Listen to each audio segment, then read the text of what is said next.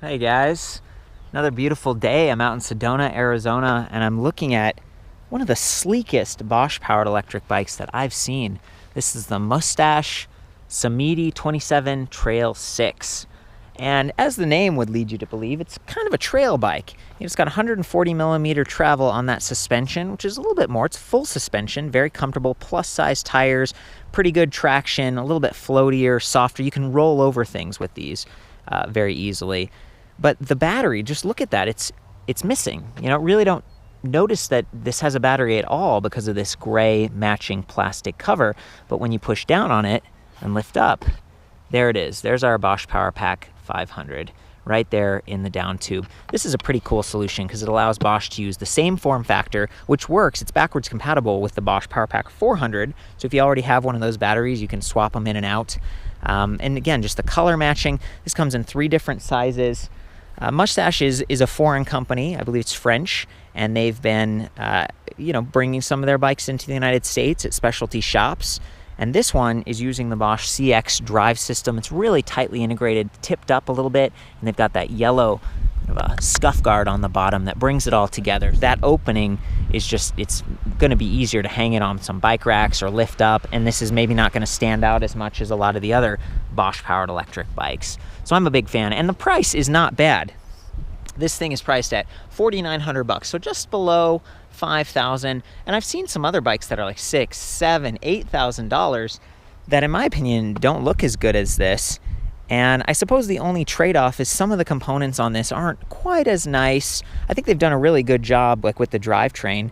But if you look at the handles, the handlebar up here, it's a little bit more generic. Same with the stem. The suspension fork, this is SR Suntour Ion. It's decent. We've got compression and rebound, but there isn't like the lockout switch. It doesn't have the dual clicker system on top. It's a little bit more basic, but it is an air fork. That's going to keep it a little bit lighter. You're going to be able to sag it correctly for your body weight using these rubber bands right here. If you've never done that before, your shop can help you. It's a pretty cool system. And then back here, we've got that compression, grip, or support, and then rebound. So, whoa, we're getting some dust storms here. It's been an interesting day riding around in the desert, and this bike in particular has been fun because of the plus size tires and because it has some fenders. There's been a little bit of water out there, and it's a short fender, but it keeps that out of your eyes, keeps it from splashing up. And then back here, you can see that the stanchion on the rear suspension is blocked by this mini plastic fender. Again, yellow, really blends in. There's a little bit of teasing going on here. I guess it kind of looks like the carbon fiber weave, but I think that's just a sticker. I believe this is just alloy on that rear suspension. So kind of interesting combination of plastic stuff like this cover and then nicer stuff. So coming back here, this is an 11-speed SRAM X actuation is what it's saying right here. Pretty tight. And it's 11 sprockets, 11 to 46 tooth, so really, really wide on that lower gear. And it's 14 teeth up here, so that smaller sprocket, this thing is it's really a good climber. Very capable, and when you combine that high torque motor with 75 Newton meters, it's a blast to ride this thing around. I've had a lot of fun with it, to be honest with you. And then the sizing, this one's actually the large, so it's a little bit big for me, 50 centimeters. I think I would be a small, but it does have this dropper seat post, which is pretty handy. Just mechanical, so you press the lever over here and it rises up a little bit. Great to have when you're exploring terrain that's varied. A lot of this is trail, and I've been sticking around on that, but you get up into the mountainy stuff, and you really want to drop that seat post so you don't kind of hurt yourself. So let's see, these are the Maxxis Recon 27.5 by 2.8. That's the plus size that I was talking about. The effective diameter is closer to a 29er, but you get a little bit more width. I believe these are 35 millimeter wide rims that we're working with. 14 gauge spokes, 36 hole. And I was looking at this before, just thinking about how everything's put together. This uses boost, okay, which means a longer axle. So 110 millimeters up front versus 100. And then 148 in the rear versus 142. And both of them use through axles, so 12 millimeter, 15 millimeter, stiffer, sturdier. That's, kind of the standard with mountain bikes now, and full suspension especially. But the boost is sort of unique.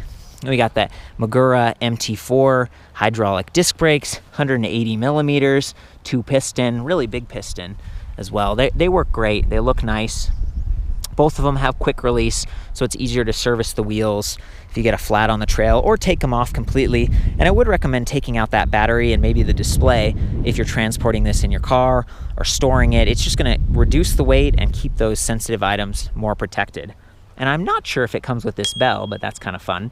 And these bulging grips, they're like semi-ergonomic. They do lock, so they shouldn't twist on you too much. Got a nice brake position. These do have adjustable reach too, so if you're someone with smaller hands and you've got the smaller frame size, that's a good option. Pretty easy to reach the dropper right there. Not bad. There goes Drew, having some fun. Yeah, it's a pretty cool setup. This bike, again, for the price, just the look is hard to ignore, and we're gonna see more and more bikes doing this, putting the Bosch battery underneath and different things. I feel like this one's protected because the frame, the aluminum alloy frame here, is gonna prevent damage, and the battery's protected from the top, and it's just clean. I like this. This is probably my favorite design, and it's not as wide, because sometimes you get on these and you're pedaling, and I don't wanna hit the bar with my knees or my shoes. Some of these bikes actually, when they really bow out at the back on the chain stays, I'll like hit my shoe. I'll get like heel strikes on the frame, and that's not very fun. Coming back down here to the chain ring, I think this just uses standard teeth, and it's got a bit of a guide as well as a chain retention down here, so you won't get chain suck, which is a problem I've heard people in the UK talk about on occasion. They're like, yeah, I'm in the mud, it's rainy, and then the chain kind of gets caught in there and it sort of sucks up and it can get jammed. I don't really like that. So I feel like they've solved it with this lower retention system. And then up top, they've just got a little rubber skid plate, so you're not going to get as much damage. You'll notice there isn't even a slap guard here, and despite this being a demo bike, there weren't any chips. There are a couple little smudges, so that's something you could add yourself afterwards, but the line of the chain is pretty straight, and it stays really clear. I actually really like this system. It's just clean, it looks good, and I think it's going to perform well, and that chain is not going to bounce off either. That's part of the reason that Bosch uses the smaller chain ring, because it gets more grab on the chains, but it's a pretty tight turn there as well. So yeah, coming back there. Let's see, it's NX SRAM shifter up front as well. Triggers, pretty easy to use while you're riding, and reach. And since there's only one derailleur, maybe it's a little lighter, a little less complex. I like that. The 1x system has been pretty popular and works well in my experience too. The only challenge is because this is it's a mechanical dropper, it's fairly instantaneous, it works well. The Trans-X is okay. But they've raised the seat tube because this is, I think it's only like 150 millimeters or something, so it's a pretty short actual tube, and then most of the travel's up here. I've got the details on the actual travel and some of the other specs. I did standover height and length back at the website, so you can check that out if you're interested in getting more information. The Bosch CX motor, it measures your rear wheel speed, your pedal torque, and your pedal cadence 1,000 times per second. It's very responsive, very powerful, up to 75 Newton meters. It's rated at 250 watts nominal, up to 600 watts peak. It's one of my favorite motors because of how zippy it is, but it does produce a little bit more noise, some whining noise, when you're at higher RPM. The battery pack on this is the Bosch Powerpack 500. There we go. You kind of like push this down and then lift up to pull it off. There it is. It's got a handle built in, so you can pull it off and carry it around without dropping it so easily. You can charge that thing on or off the frame with this little rubber cover, and it seats pretty well. It's nicer. Some of the ones, I think the Bulls bikes, I was complaining about it, the rubber was just too hard. It wasn't really seating very well, and you do want to keep water and dust out of there, so I feel like Moustache has done a good job. This other cover is for the battery lock, because this does lock to the frame, so no one's going to be able to get it. It just feels, it's like tight enough, it's secure enough, but it's not too tight either. And if you put the key in and you pull the key out, it automatically clicks in and it locks automatically. It's a good system all around. And the Powerpack 500 is 25% more capacity than the 400 watt hour, but it's only like 0.3 pounds heavier. So it's just excellent. Just the design, I'm a big fan. And again, this little cover, it works well. It works well and it looks good. Hopefully over time the fading and stuff wouldn't you wouldn't start to see a mismatch. It's already a little bit different. This is metallic titanium and this is just matte gray, but you know, later. So it's a good setup. Low, centrally located weight, possibly lower and more centered than a lot of the other Bosch powered bikes that have the battery clipped on top of the down tube versus inset. It's awesome that way. I don't believe these are the stock pedals. I think it comes with just alloy platform. I can't be sure. Sorry, demo day. 175 millimeter cranks.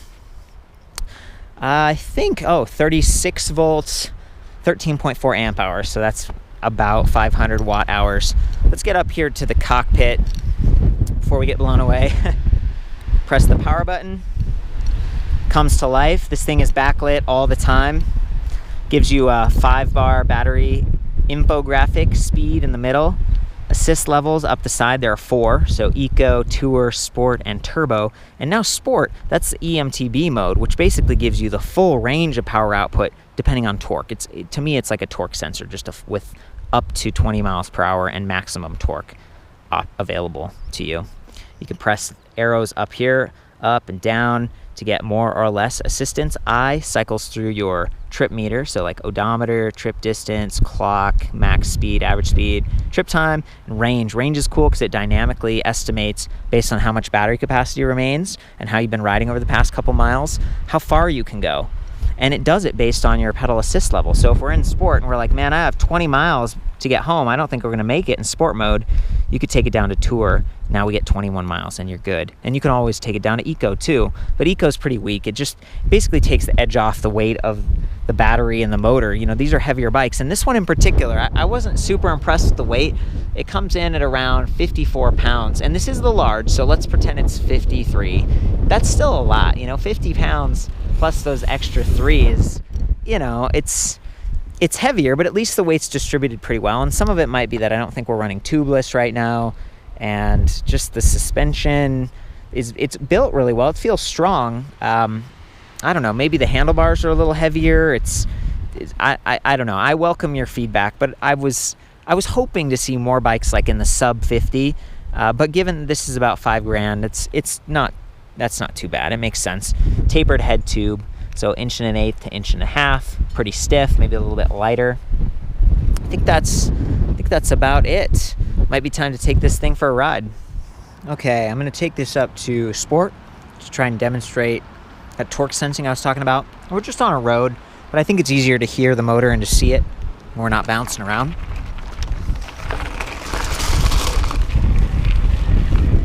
Nice and easy right now. You can see the power meter. And then all the way up, and then shift recommendation right there on the left, that arrow.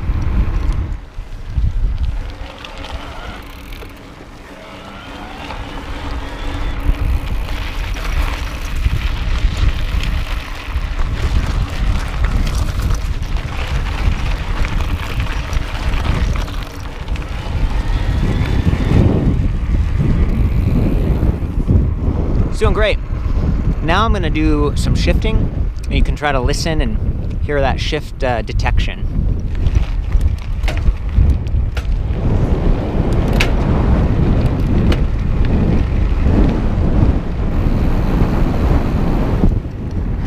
Pretty easy to hit our top speed, and then the motor just sort of fades out.